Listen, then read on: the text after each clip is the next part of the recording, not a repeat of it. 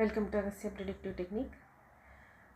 Again America Iran వాటి మధ్య జరిగిన యుద్ధం, ఆ యుద్ధం వల్ల జరిగిన పర్యవసానాలు, next video, so followed by next video. So ఇలా చూసుకుంటే యుద్ధం జరిగిన తర్వాత వీళ్ళు కమ్యూనికేషన్ అనమాట, వాళ్ళిద్దరి మధ్య దౌత్య సంప్రదింపులు, నెగోషియేషన్స్ అనౌన్స్ చేశారు. అది ఎలా ఉంటుంది judging from this time chart. So ఇవి ఎలా ఉంటుంది అంటే నెగోషియేషన్లో మనకి నెగోషియేషన్ అనగానే మనకి తెలిసిపోతుంది, మనకి జన్మజాతకంలో అయినా ఇక్కడ కూడా మనకి థర్డ్ హౌసే communication, house of communication. So ఈ communication any kind of communications అనమాట. అది త్రూ మీడియా అవ్వచ్చు, న్యూస్ పేపర్ అవ్వచ్చు, పోస్టర్స్ అవ్వచ్చు, టెలిఫోన్, టెలిగ్రామ్, ఎనీథింగ్, ఏదైనా కమ్యూనికేషన్కి సంబంధించి ఉపయోగపడేది ఏదైనా మనం థర్డ్ హౌస్ నుంచే చూస్తాం. Because at the end of the day communication is important. అది త్రూ ఏ మీడియా ఎలా చేసినా కూడా, ఏ మీడియం అయినా కూడా. అయితే ఇక్కడికి వచ్చేసరికి వీళ్ళ కమ్యూనికేషన్ ఏంటంటే ఇద్దరి మధ్యలో ఇరాన్ కొన్ని డిమాండ్స్ పెట్టడం జరిగింది, అమెరికా కొన్ని డిమాండ్స్ పెట్టడం జరిగింది. అవన్నీ మీకు న్యూస్ ఛానల్స్లో వాటిలో దొరికిపోతాయి ఆ డిమాండ్స్ ఏంటి అన్నది. అయితే ఇక్కడ మనం చూడాల్సింది ఏంటంటే జ్యోతిష్యపరంగా ఈ కమ్యూనికేషన్ సక్సెస్ అవుతుందా లేదా కమ్యూనికేషన్ ఫెయిల్ అవుతుందా, ఎలా ఏంటి కమ్యూనికేషన్ అనేది ఏం జరుగుతుంది అన్నది చూద్దాం. అయితే థర్డ్ కస్ప్ సబ్లార్డే మనకి ఎప్పుడూ కమ్యూనికేషన్ని డిటర్మైన్ చేస్తాడు. థర్డ్ కస్ప్ సబ్లార్డ్కి 11th హౌస్ తోటి ఫుల్ఫిల్మెంట్ ఆఫ్ డిజైర్, కమ్యూనికేషన్స్ జరుగుతాయి, వాళ్ళ కోరికలు నేరు. కమ్యూనికేషన్స్ ఎలాగో జరుగుతాయి, నెగోషియేషన్స్ ఎలాగో జరుగుతాయి, కానీ నెగోషియేషన్ సక్సెస్ అవుతుందా లేదా, అది ఫ్రూట్ఫుల్, అది జరుగుతుందా లేదా, ఆ ఫ్రూట్ఫుల్ రిజల్ట్ వస్తుందా లేదా అన్నది చెప్పడానికి మనకి థర్డ్ హౌస్ కావాలి, 11th హౌస్ కావాలి. థర్డ్ హౌస్ కమ్యూనికేషన్స్కి 11th house fulfilment of desire తోటి వస్తే ఆ కమ్యూనికేషన్స్, ఆ నెగోషియేషన్ అనేది సక్సెస్ అవుతుంది. లేదా 5th హౌస్ తోటో 12th హౌస్ తోటో కమ్యూనికేషన్ వచ్చింది అంటే అది ఫెయిల్యూర్ అవుతుంది అనమాట. ఇది మనకి కేపీలో ఉన్న rule. So third cusp sublord మనం ఇరాన్ సాజిటేరియస్గా తీసుకుంటే థర్డ్ కస్ప్ సబ్లార్డ్ ఏం చెప్తున్నాడు, దాన్ని బట్టి నెగోషియేషన్స్ అన్నవి సక్సెస్ అవుతాయా ఫెయిల్ అవుతాయా అన్నది చూద్దాం. డిమాండ్స్, ఇరాన్ ఏదైతే డిమాండ్ చేస్తుందో అది సక్సెస్ అవుతుందా లేదా, ఫెయిల్ అవుతుందా ఏమిటి విషయం చూద్దాం. అయితే ఎక్వేరియస్ మనకి ఇదే కదా, ఇరాన్ మనం ఫస్ట్, సెకండ్, థర్డ్. సో ఈ థర్డ్ కస్ప్లో పడిన థర్డ్ కస్ప్ అంటే ఎక్వేరియస్ తాలూకా సబ్లార్డ్ మెర్క్యూరీ అయింది. మెర్క్యూరీ ఇప్పుడు ఏం చెప్తుంది, మెర్క్యూరీ ఏం చెప్తుందో దాన్ని బట్టి ఇది సక్సెస్ అవుతుందా లేదా ఫెయిల్ అవుతుందా అన్నది డిపెండ్ అయి ఉంటుంది అన్నమాట. సో ఇక్కడ చూస్తే మెర్క్యూరీ మనకి రెట్రోలో ఉంది. యాక్చువల్గా సబ్లార్డ్ రెట్రో అవ్వకూడదు అనమాట. ఇన్ కేసు సబ్లార్డ్ రెట్రో అయితే మనకి ఆ రెట్రోగ్రేషన్లో, మెర్క్యూరీ రెట్రోగ్రేషన్లో ఉన్నంతసేపు జరిపే ఎలాంటి కమ్యూనికేషన్ అయినా ఫెయిలే అవుతుంది. ఇన్ కేసు స్టార్ లార్డే రెట్రోగ్రేట్ అయింది అనుకోండి, ఇప్పుడు జూపిటర్ కూడా రెట్రోగ్రేషన్లో ఉన్నాడు అనుకోండి, కంప్లీట్ ఫెయిల్యూర్ అనమాట, ఇంక అసలు ఛాన్సే లేదు. ఇది రెట్రోగ్రేషన్లో ఉన్న main important point, very important point ఇది. సబ్లార్డ్ రెట్రోగ్రేడ్ అయితే ఆ ట్రాన్సిట్లో ఆ సబ్లార్డ్ ఇక్కడ ఫర్ ఎగ్జాంపుల్ మెర్క్యూరీ ఎంతసేపు, ఎన్ని నెలలు రెట్రోగ్రేషన్లో ఉంటాడో అన్ని రోజులు పని జరగదు. ఎప్పుడైతే మెర్క్యూరీ డైరెక్ట్ అవుతాడో అప్పుడు పని జరుగుతుంది. అంటే అది మనం లాస్ట్ స్టెప్ చూసుకోవాలి. యాక్చువల్గా కమ్యూనికేషన్స్ సక్సెస్ అవుతాయి అని మనకి మెర్క్యూరీ చూపించినప్పుడు, ఈ రూల్ నేను మళ్ళీ లాస్ట్లో రిపీట్ చేస్తాను. ప్రస్తుతానికి మనం మెర్క్యూరీ యాజ్ అ సబ్లార్డ్ ఏం చెప్తున్నాడో చూద్దాం. మెర్క్యూరీ జూపిటర్ స్టార్లో ఉన్నాడు, వీనస్ సబ్లో ఉన్నాడు. మెర్క్యూరీ స్టార్ లార్డ్ జూపిటర్ ఏంటి, ఇరాన్ నుంచి చూస్తే మనకి ఫస్ట్ హౌస్కి 4th హౌస్కి లార్డ్ 6th హౌస్లో పొజిషన్ అయి ఉన్నాడు. అంటే 6th కస్ప్లోనే ఉన్నాడు, ఇంకా 7th కస్ప్లోకి వెళ్ళలేదు. ఎందుకంటే 7th కస్ప్ 28 degrees దగ్గర పడింది, జూపిటర్ ఏమో 21 degrees దగ్గర ఉన్నాడు. మనకి 7 degrees డిఫరెన్స్ ఉంది, ఇంకా వెళ్ళలేదు. 6th కస్ప్లోనే జూపిటర్ ఉన్నాడు. ఎక్కడ లాభం తాలూకా ఇండికేషన్ ఎక్కడా కనిపించట్లేదు. తర్వాత మెర్కురీ ఏమో వీనస్ సబ్లో ఉంది. యాజ్ ఎ సబ్లాడ్ వీనస్ ఏం చెప్తున్నాడు మనకి, వీనస్ కూడా మళ్ళీ ఇరాన్ నుంచి చూసుకుంటే 11th and 6th లార్డ్, కానీ ఎక్కడున్నాడు, 3rd హౌస్లోనే ఉన్నాడు. ఇక్కడ కూడా 11thని డైరెక్ట్గా చూపించట్లేదు, భావానికి అధిపతి అయ్యాడు అంతే, 11thని చూపించట్లేదు.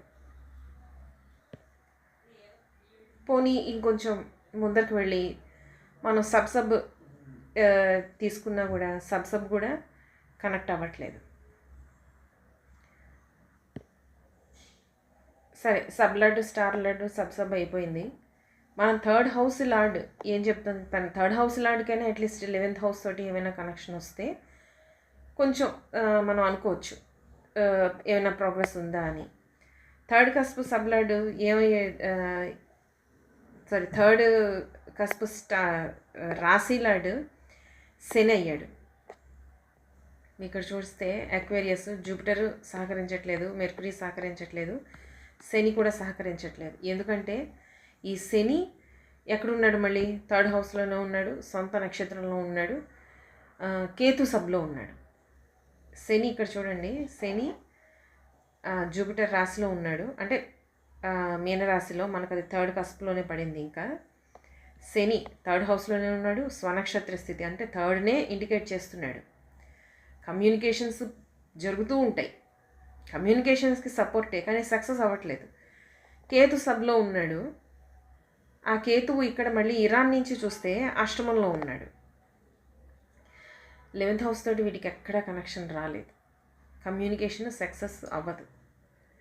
సో ఇప్పుడు ఏంటి, మనకిప్పుడు జరుగుతున్న దశ కూడా శని దశ, మార్స్ భుక్తి, రాహు అంతర, మెర్కురీలో మనకి ముందరే చెప్పుకున్నాం, మెర్కురీ ఎప్పుడైతే వక్రించిందో, మెర్కురీ వక్రీలో ఉన్నంతసేపు నెగోషియేషన్స్ అన్నవి సక్సెస్ అవ్వవు. సబ్లార్డ్ ఎప్పుడైతే వక్రిస్తాడో, ఇతను మెర్కురీ ట్రాన్సిట్లో స్ట్రైట్ అవ్వాలి, డైరెక్ట్ అవ్వాలి. ఎప్పుడు డైరెక్ట్ అవుతాడో అప్పుడు నెగోషియేషన్స్ చేసుకుంటే ఏమైనా పాజిటివ్ రిజల్ట్ వస్తుంది. రెట్రోగ్రేడ్లో ఉన్నంతసేపు మనకి విషయాన్ని జరగనివ్వరు అనమాట. సబ్లార్డ్ రెట్రో అయితే. ఇదే స్టార్ లార్డ్ అంటే మనకి జూపిటర్ కూడా రెట్రోలోనే ఉన్నాడు. స్టార్ లార్డ్ కూడా రెట్రో అయితే అసలు కమ్యూనికేషన్ ఫెయిల్యూరే, అంటే ఆ ప్రశ్నే ఫెయిల్యూర్ అనమాట. మళ్ళీ నెక్స్ట్ టైం ఎప్పుడైనా కమ్యూనికేషన్స్ జరిగితే మళ్ళీ ఇంకో ప్రశ్న వేసుకోవాలి మనం. ఈ ప్రశ్నకి ఈ జూపిటర్ రెట్రోగ్రేషన్లో వచ్చిన జూపిటర్ స్టార్ లార్డ్ అయ్యాడు కాబట్టి ప్రస్తుతానికి కమ్యూనికేషన్స్ ఫెయిల్యూర్ అనమాట, జరగవు. సో ఫిబ్రవరిలో జరిగాయి కమ్యూనికేషన్స్, అదే మార్చ్ అనుకుందాం, మార్చ్ 1st వీక్లో కమ్యూనికేషన్స్ జరిగాయి. ఫెయిల్యూర్, అసలు కమ్యూనికేషన్స్ రిజెక్ట్ అవ్వడం జరిగింది. రెండు దేశాలు ఒప్పుకోలేదు. మనం ప్రాక్టికల్గా చూస్తే వార్ కూడా వాళ్ళు ఏంటంటే, వార్ జరిగింది, వార్లో మేము ఎంత నష్టపోయామో అది మొత్తం కాంపెన్సేట్ చేయాలి, మా బిల్డింగ్స్ ఎన్నైతే మీరు ధ్వంసం చేశారో అవన్నీ రీబిల్డ్ చేయాలి అన్నది ఇరాన్ తాలూకా డిమాండ్ అనమాట. అది అమెరికా అన్నది తిరస్కరించింది, కమ్యూనికేషన్స్ జరగలేదు. మళ్ళీ యాజ్ ఇఫ్ నౌ ఇప్పుడు మే 30వ తారీఖుకి 29-30వ తారీఖుల్లో వాళ్ళు మళ్ళీ సీజ్ ఫైర్ చేశారు. ఒక 60 days కమ్యూనికేషన్స్ అన్నవి ఫెయిల్ అవుతున్నాయి అన్నమాట. నా ప్రిడిక్షన్ ప్రకారం ఇది కొన్నాళ్ళు కంటిన్యూ అవుతుంది, డిలే ఉంటుంది, బ్రేక్స్ ఉంటాయి మధ్యలో, మళ్ళీ కంటిన్యూ అవుతుంది. ఇది జరుగుతూనే ఉంటుందన్నమాట. నాకు ఇక్కడ ఈ పర్టికులర్ ప్రశ్న చార్ట్ నుంచి నాకు ఎండింగ్ అన్నది కనిపించలా. ఎందుకంటే 11th కస్ప్కేమో మార్స్ ఇండికేట్ చేస్తున్నాడు, యుద్ధాన్నే ఇండికేట్ చేస్తున్నాడు. అటు లగ్న కస్ప్కి శని సబ్ అయ్యాడు, ఇరాన్కి అమెరికాకి శని 6th సబ్ అయ్యాడు, అమెరికా నుంచి చూసిన శని 6th సబ్ అయ్యాడు. శని డిలేని, బ్రేక్స్ని, ప్రొలాంగ్డ్ విషయాన్ని సాగదీయడానికి ఇండికేషన్ ఇస్తూ ఉంటుందన్నమాట. ఇప్పటికే 4 నెలలు అయ్యింది. సో ఇంకా మనకి ఇంకా నెక్స్ట్ వీడియోలో